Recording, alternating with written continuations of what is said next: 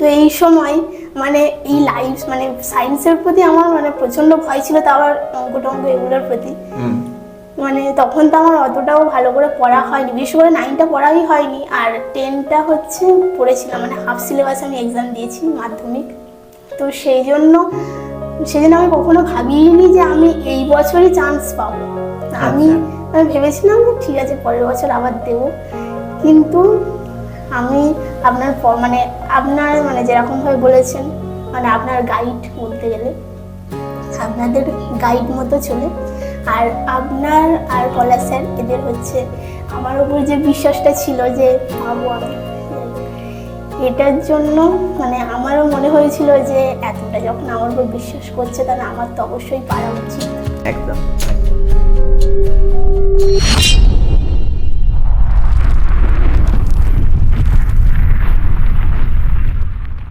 Welcome students, welcome to biology. সাথে আছে আমি অয়ন স্যার, আর আমার সাথে আছে এবছরের জিএনএম র্যাঙ্কার শ্রেয়া। শ্রেয়ার থেকেই জেনে নেব যে শ্রেয়ার এই বছর 2024-এ র্যাঙ্ক কত। প্রথমে তুই বলবি যে তোর জেনারেল র্যাঙ্ক, তারপর তুই বলবি তোর এসসি র্যাঙ্ক। আমার জেনারেল র্যাঙ্ক 1571 আর এসসি র্যাঙ্ক 385। আচ্ছা, এইবার তুই আমাকে বল যে এই যে তুই কলেজে ভর্তি হয়েছিস, আচ্ছা কোন কলেজে ভর্তি হয়েছিস জানো? GNM nursing training school, SSKM hospital. SSKM হচ্ছে আমাদের কলকাতার 4টে মোস্ট টপ কলেজের মধ্যে একটি কলেজ, তাই না? তো এই যে তুই ভর্তি হয়েছিস, তোর যে জার্নিটা, সেই জার্নিটা মানে কিছুটা এগিয়েছে, এরপরে তো এখনো পড়াশোনা বাকি আছে। আচ্ছা, এবার একটু অন্যরকম একটা প্রশ্ন বলি তোকে, যে আমরা যারা এই কম্পিটিটিভ সেকশন পড়াই, আমরা তো বুঝি যে এই কম্পিটিটিভ লাইন এবং নর্মাল যে পড়াশোনা, এইচএস এর যে পড়াশোনা, সেটা বিস্তর ফারাক। আর তুই এমন একজন ক্যান্ডিডেট যে একসাথে এইচএস এর পড়া এবং কম্পিটিটিভ পড়া দুটোই পড়েছিস। হয়তো দুটো একই সাথে পড়িস নি, একটু আগে পরে কোনোটা, যখন তোর এইচএস এর টেস্ট এসে গেছে, আমার মনে আছে তোদের ব্যাচটা তখন যারা এইচএস ক্যান্ডিডেট আসতিস না, তখন নিশ্চয়ই বাড়িতে তুই জিএনএম পড়তিস না, টেস্টের পড়াগুলো পড়তিস। আর যখন টেস্ট হয়ে গেল তারপর আবার এইচএসও ছিল, সেই সময় এইচএস এর পার্টগুলো পড়েছিস। তো এই যে দুটো আলাদা আলাদা পড়া, একটা ডেসক্রিপটিভের জন্য একটা কম্পিটিটিভের জন্য, এই দুটো পড়াকে কিভাবে সামঞ্জস্য রেখেছিস? যখন এইচএস এর জন্য পড়তাম, মানে এইচএস পরীক্ষার আগে পর্যন্ত আমি এইচএস এর ওপরেই বেশি করে জোর দিয়েছিলাম, কারণ এইচএস এর রেজাল্ট ভালো হওয়াটা আমার পক্ষে খুবই দরকার ছিল ওটা, যার জন্য আমি অনেক খেটেছিলাম। তো সেই সময় যে মানে অফ টাইমগুলো আমার কাছে মানে আমি পেতাম, যেমন স্কুলে গিয়ে যখন ক্লাস হতো না, এই অফ টাইমগুলো, এছাড়া বাড়িতে যখন ওইসব পড়া পড়তে ভালো লাগতো না, যেমন আমি আর্টস ব্যাকগ্রাউন্ড থেকে ছিলাম, তো সবসময় আর্টস পড়া পড়তে পড়তে একদম একঘেয়েমে ব্যাপার স্যাপার, সেই জন্য এই সমস্ত সায়েন্স পড়তে তখন ভালো লাগতো, তো মুড চেঞ্জ করার জন্য এগুলো পড়তাম। আচ্ছা, মানে তুই স্কুলে গিয়েও পড়াশোনা করেছিস জিএনএম এর জন্য? স্কুলে সেরকম এনভায়রনমেন্ট পাওয়া গেছে পড়াশোনা করার? হ্যাঁ, আমার লাইব্রেরি। আচ্ছা, তার মানে এরমভাবে যদি আমি বলি যে ইচ্ছে থাকলে পড়ার সময় বের করে নেওয়া যায়, তাই না? আচ্ছা, তোর জার্নি কবে থেকে শুরু হয়? মানে তুই আমাদের সেন্টারে বায়োলজে মোটামুটি কোন মাসে ভর্তি হয়েছিলিস? সেপ্টেম্বর মাসে। আচ্ছা, সেপ্টেম্বর মাস থেকে পড়া হয়েছিল, চলেছিল। তোদের পরীক্ষা হলো কবে? আগস্টে। জুলাই হওয়ার কথা ছিল, ওটা আগস্টে হয়েছে। তাহলে এই এতদিনের একটা জার্নি, সেই জার্নিতে কি বলবো, মানে তোর আমাদের যে ফ্যাকাল্টি আছে, হ্যাঁ, সেখান থেকে তোর রেসপন্স কেমন এসছে? মানে এই যে আমরা বলি না 1:1 বসা, মানে ধর তোর একটা পার্সোনাল প্রবলেম হলো, তুই সেটা কোন টিচারকে শেয়ার করলি, সেটা তোর মনে হয় যে কতটা সলভ হয়েছে? মানে এটা আমি আমার জানতে ইচ্ছে করছে। মানে এরকম ব্যাচে আমি অনেককেই পাই যারা হচ্ছে প্রচুর ডাউট থাকে, এবং সেটা শুধু যে পড়াশোনা ওরিয়েন্টেড ডাউট না, স্যার ফর্ম ফিল আপ কবে হবে, স্যার রেজাল্ট কবে বেরোবে, স্যার আমার রেজাল্টটা দেখে দিন, এগুলো তো প্রচুর থাকে। তো সেই রকম রেসপন্স তুই কেমন পেয়েছিস? আমি বিশেষ করে আপনার কাছ থেকে অনেক হেল্প পেয়েছি, যাই হোক, মানে অনলাইন ক্লাস, অফলাইন ক্লাস, এছাড়া আমার যখন এই 2024-এ আমি এইচএস দিয়েছি, এবং সেই জন্য আমি অনেকদিন আসতে পারিনি, এছাড়া টেস্ট এক্সামও ছিল যার জন্য আমি আসতে পারিনি, তাই সেই সময় মানে সমস্ত ক্লাস আমি রেকর্ড পেয়েছি, আর এছাড়া লাইভ সেশন চলতো, তো ওটা আমার খুবই ভালো লাগতো। ইউটিউব লাইভ, তাই তো? আচ্ছা, আচ্ছা, আমি এখানে একটু নিজের পাবলিসিটি করে ফেললাম। না মানে আমি এটাই জানতে চাইছিলাম তোর কাছ থেকে, যে এই ইউটিউব লাইভ বল বা অনলাইন ক্লাস বল, এগুলো কি সত্যি হেল্প করে? হ্যাঁ, করে? প্রচুর হেল্প করে। কি ধরনের হেল্প করে? মানে একজন স্টুডেন্ট সে মানে বই পড়ে, সহায়িকা পড়ে, এগুলো পড়েও সে এগোতে পারে, কিন্তু তারপরেও তার একটা গাইড হেল্প এগুলো মানে দরকার হয়। কারণ বিশেষ করে এই কম্পিটিটিভ এক্সাম যদি কেউ প্রথমবার দিয়ে থাকে, তো কেমন কোশ্চেন পড়ে আর কেমন কোশ্চেনের টাইপ, কেমনভাবে পড়াটা শুরু করতে হয়, এগুলো জানার জন্য একটা গাইডের প্রয়োজন হয়। তো সেই জন্য একটা গাইড খুব দরকার, যেটা ইউটিউব এছাড়া মানে পার্সোনাল কোনো স্যার থাকলে তার কাছ থেকে পাওয়া যায়। হ্যাঁ, লাইফ সায়েন্সটা আমি সত্যি কথা বলতে আপনার পড়ানো ছাড়া আর বই ছাড়া আমি আর অন্য কিছু পড়িনি, যেটা সত্যি কথা। কারণ আপনার পড়ানো আমার সত্যিই খুব ভালো লাগতো।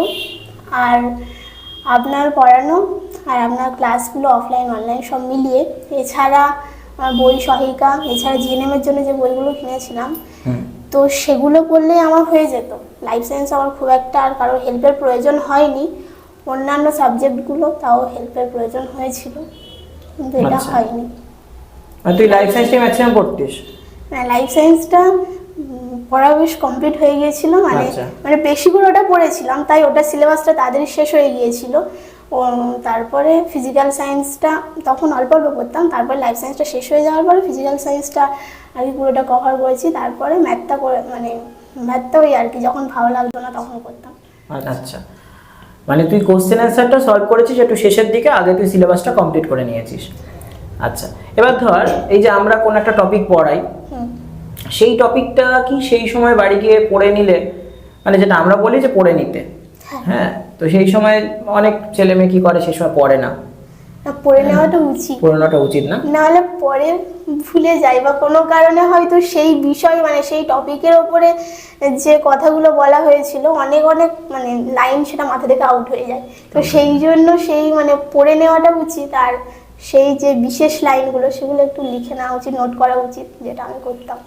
আচ্ছা, তার মানে তুই আরেকটা জিনিস এখান থেকে তুলে আনিস, সেটা হচ্ছে সেলফ নোট। মানে শুধুমাত্র যে টিচারদের দেওয়া নোট বা বই এটাই সবটা নয়, সেলফ নোট খুব দরকার। সেলফ নোট তুই কিভাবে বানাতিস?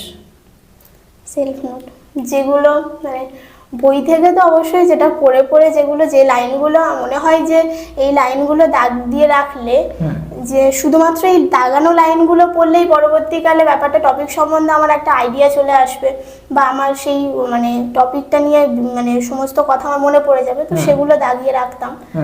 আর তাছাড়া সহায়িকা বই বা অন্যান্য যে সমস্ত মানে ইউটিউব চ্যানেল হোক বা অন্যান্য বই হাঁটতে হাঁটতে যে লাইনগুলো ইম্পর্টেন্ট বলে মনে হতো, সেগুলো খাতায় কখনো লিখতাম না, কারণ খাতায় লিখলে সব হারিয়ে যায় পরে, আর খুঁজে পাওয়া যায় না। বইতেই লেখা উচিত, বইতেই লেখা ভালো। আচ্ছা, মানে পড়াশোনার সোর্স অনেক জায়গা থেকে তুই নিয়েছিস, তাই না? আচ্ছা, তো শ্রেয়ার সঙ্গে অনেকটা কথা হলো। শ্রেয়া যে এত বড় একটা কনভারসেশন করলো, এই কনভারসেশনে আগে শ্রেয়া অনেকবার মুখ থুবড়ে পড়েছে। তার কারণ হলো ও কথা বলতে, মানে আমি কিছুদিন আগে একটি ভিডিও দিয়েছিলাম, সেখানে সায়ন ঘোষ ও নিট ক্র্যাক করেছিল। এই সায়নের ক্ষেত্রে আমি একটা অদ্ভুত ব্যাপার দেখেছিলাম। সায়ন খুব মুখ চড়া ছেলে, একদম চুপচাপ শান্তভাবে থাকতো। আর ঠিক একই রকম আমার পাশে যে বসে আছে শ্রেয়া, ওকেও আমি যতদিন দেখেছি একই রকম। ওর খুব মানে টেনশন হয়েছিল যে স্যার আমি ক্যামেরার সামনে কিভাবে যাব। তো আলটিমেট সেটাও কিন্তু অনেক মানে ওর মধ্যে যে প্রগল্ভতা আছে সেটা কিন্তু আমি জানতাম না। ও হট করে এখন কথা বলতে পারে আর কি। যাই হোক, তো ওর কাছ থেকে আমরা বেশ কিছু জিনিস জানলাম। আমার মনে হয় যে আমরা যে যে জিনিসগুলো জানলাম, যে যে বিষয়গুলো জানলাম, সেই বিষয়গুলো খুব ইম্পর্টেন্ট কাদের জন্য না, যারা এই জিএনএম বা এএনএম এই সেকশানে বা এই সেক্টরে যারা হচ্ছে কম্পিটিটিভ ফিল্ডের জন্য পড়াশোনা করছে তাদের জন্য। এই ছোট আলাপচারিতার মধ্যে শ্রেয়া যে কথাগুলো বললো, সেই প্রত্যেকটা কথা সামারি যদি আমি তুলে ধরি, তাহলে প্রথমত হলো যে পড়াশোনার সময় সবার ফিক্স নয়। কেউ কেউ একটু কম পড়ে, কেউ কেউ একটু বেশি পড়ে, যার যতটা সময় লাগবে সে ততটাই পড়বে। দ্বিতীয়ত হলো ও যেটা বলতে চেয়েছে সেটা হচ্ছে সিলেবাস কমপ্লিট করতে হবে, কারণ কোথা থেকে প্রশ্ন আসবে কেউ জানে না।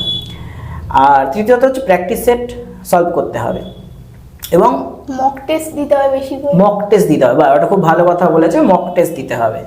মক টেস্ট দিলে জানা যাবে সে কোথায় আছে অ্যাকচুয়ালি, তাই না? আমি অ্যাকচুয়ালি কিন্তু মানে এই যে মানে আজকে এক্সামটা ভালো করে দিয়েছি, মানে অনেকগুলোই কারণ ছিল। একটা হচ্ছে আপনাদের গাইড তো অবশ্যই, এছাড়া যেহেতু এক্সামের ডেটটা পিছিয়ে ছিল, যার জন্য আমি অনেকগুলো মক টেস্ট দিতে পেরেছিলাম এবং আমার যেখানে যেখানে খামতি ছিল সেই জায়গাগুলো আমি রিকভার করতে পেরেছিলাম। তোর যেহেতু ব্যাকগ্রাউন্ড আর্টস মানে তুই life science, physical science, math এগুলো থেকে মাধ্যমিকের পর থেকে সরে এসেছিলিস, 11টা পুরো সরেছিলিস। হ্যাঁ আমি বল বল বল। হ্যাঁ, যেটা হচ্ছে আমি 9, 10 এই দুটো পুরোটা আমার কোভিড সিচুয়েশনের মধ্যে দিয়ে গিয়েছে। আর তারপরে আমার চলে এসেছে 11, 12, আবার আর্টস নিয়ে পড়েছি। তো এই সময় মানে এই লাইফ মানে সায়েন্সের প্রতি আমার মানে প্রচন্ড ভয় ছিল, তা আবার অঙ্ক টঙ্ক এগুলোর প্রতি। মানে তখন তো আমার অতটাও ভালো করে পড়া হয়নি, বিশেষ করে 9টা পড়াই হয়নি, আর 10টা হচ্ছে পড়েছিলাম, মানে হাফ সিলেবাস আমি এক্সাম দিয়েছি মাধ্যমিক। তো সেই জন্য আমি কখনো ভাবিনি যে আমি এই বছরই চান্স পাবো। আমি ভেবেছিলাম যে ঠিক আছে পরের বছর আবার দেব, কিন্তু আমি আপনার মানে যেরকমভাবে বলেছেন, মানে আপনার গাইড বলতে গেলে আপনাদের গাইড মতো চলে, আর আপনার আর পলাশ স্যার এদের হচ্ছে আমার ওপর যে বিশ্বাসটা ছিল যে পাবো আমি, যাই হোক এটার জন্য মানে আমারও মনে হয়েছিল যে এতটা যখন আমার উপর বিশ্বাস করছে তাহলে আমার তো অবশ্যই পারা উচিত। একদম একদম। হ্যাঁ, মানে আমরা যখন প্রতিটা ব্যাচ পড়াই সেখানে আমরা দেখি যে বেশ কিছু স্টুডেন্টরা যারা খুব সিরিয়াস থাকে পড়াশোনা নিয়ে, তাদের কেরিয়ার নিয়ে, তো এটা একদম ধ্রুব সত্যি যে যারা তাদের কেরিয়ার নিয়ে এবং পড়াশোনা নিয়ে সিরিয়াস থাকে তারা কিন্তু সেই জায়গায় শাইন করে, অবশ্যই শাইন করে। তো তার মধ্যে তুই একজন, এরকম প্রতি ব্যাচে কেউ না কেউ অবশ্যই থাকে। তো সেই রেসপেক্টে তুই আজকের একটা ভালো জিনিস অ্যাচিভ করেছিস, কিন্তু এখানেই তোর লক্ষ্য থেমে থাকা উচিত না, এরপরে আরও আছে অবশ্যই, তো সেগুলো তোকে অ্যাচিভ করতে হবে। হ্যাঁ, এবারে আসি যে তোর যারা পরের জেনারেশন, তোর ভাই বোন বা তোর সঙ্গেই পড়াশোনা করেছে, হয়তো কোনো কারণে এই বছর তার জিএনএম র্যাঙ্কিং আসেনি ভালো, এবং সে প্রাইভেটে পড়ার মতো তার খরচ নেই, তার পেরেন্ট বা গার্জেন যাই বলিস না কেন সে পারবেন না যে এই খরচটা চালাতে, তো তাদের কিভাবে পড়াশোনা করা উচিত? হ্যাঁ, এটা হচ্ছে প্রথমত সেটা হচ্ছে মানে সবার মেরিট সমান হয় না, কারণ যেটা 1 ঘন্টা পড়লে হয় অনেকে সেটা 2 ঘন্টা পড়লে তবে সেটা হয়।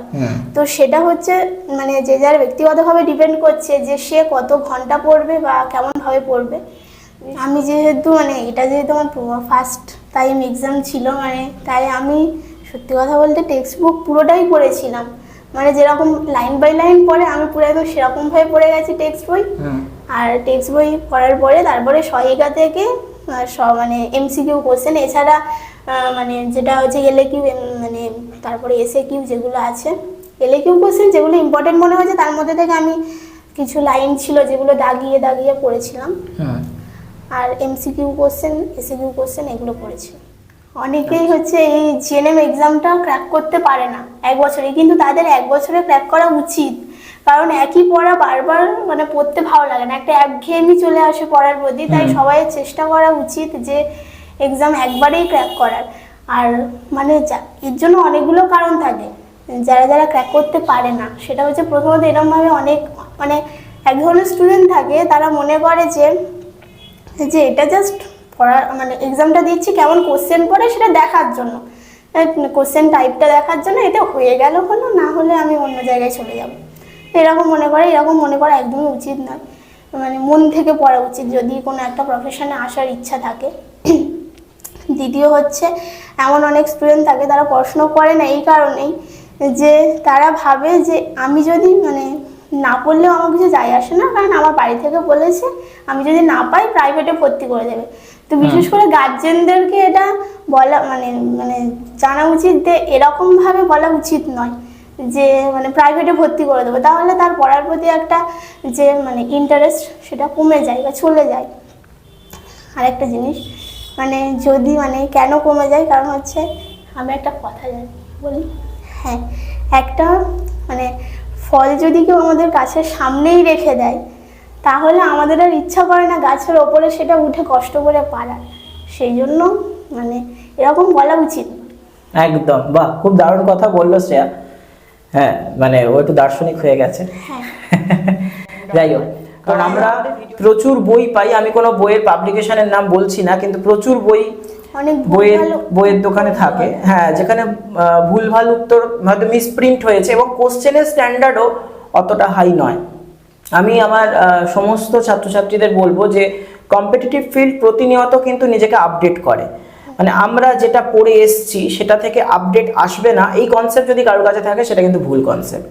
তো প্রতিনিয়ত নিজেকে আপডেট করতে হবে, এর জন্য সবসময় কারেন্ট যে নিউজগুলো, কারেন্ট যে কি বলবো টপিকগুলো, সেগুলো একটু পড়া খুব প্রয়োজন। প্রথাগত জিনিস সবসময় একই থাকে, প্রথাগত জিনিস কিছু বদলায় না, কিন্তু কারেন্ট টপিক পড়া খুব প্রয়োজন। শ্রেয়াকে অনেক অনেক অনেক কনগ্রাচুলেশন আমাদের সবার পক্ষ থেকে এবং আমার অডিয়েন্সদের পক্ষ থেকেও। তো শ্রেয়ার ভবিষ্যৎ জীবন সবে তো জিএনএম, এরপরও যদি ডিপ্লোমা থেকে বিএসসি নার্সিংয়ের সুযোগ পেয়ে যায় সেখান থেকে বিএসসি নার্সিং অবশ্যই করবে, সেখান থেকে যদি এমএসসি সুযোগ পায় তাহলে ও নিশ্চয়ই করবে। তো এই সব কিছু ওর যে যাত্রাপথ সেখানে আমাদের অনেক অভিনন্দন রইল। ও যাত্রাপথ খুব মসৃণ হোক, ও একজন খুব বলিষ্ঠ এবং কি বলবো খুব মেরিটোরিয়াস স্টুডেন্ট। এবং সবথেকে যেটা বড় গুণ, আমি এর আগের ইন্টারভিউটা একটু টেনে এনে বলি, যখন সায়নের ইন্টারভিউ নিয়েছিলাম তখনও একই কথা বলেছিলাম, সেটা হচ্ছে আমি কিছু স্টুডেন্টকে দেখি বা আমরা যারা পড়াই শিক্ষক শিক্ষিকারা, তারা কিছু স্টুডেন্টদের দেখি যারা হচ্ছে শিক্ষক শিক্ষিকার কথা খুব মেনে চলে।